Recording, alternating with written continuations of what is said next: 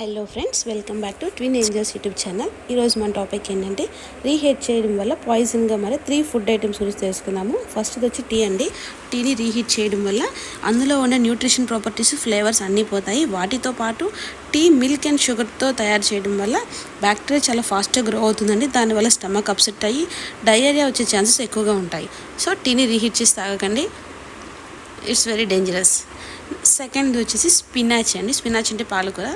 ఇది iron and nitrate, దీంట్లో iron and nitrate ఎక్కువ క్వాంటిటీలో ఉంటాయి. ప్రీహీట్ చేయడం వల్ల ఆక్సిడైజ్ అయ్యి నైట్రైజ్డ్గా కన్వర్ట్ అవుతాయి. దీనివల్ల క్యాన్సర్ వచ్చే ఛాన్సెస్ ఎక్కువ ఉంటాయి. సో స్పినాచ్ని కూడా రీహీట్ చేయొద్దు. నెంబర్ 3 వచ్చేసి రైస్ అండి. రైస్ని కూడా రీహీట్ చేయకూడదు. రీహీట్ చేయడం వల్ల బ్యాక్టీరియా డబుల్ అయిపోయి టాక్సిన్స్ ఫామ్ అవుతాయి. టాక్సిన్స్ ప్రొడ్యూస్ అవ్వడం వల్ల వామిటింగ్స్, డయేరియా వచ్చే ప్రాబ్లమ్స్ ఉంటాయి. సో రైస్ని రీహీట్ చేయకండి. మన వీడియో మీకు నచ్చినట్లయితే లైక్, షేర్, సబ్స్క్రైబ్. బాయ్.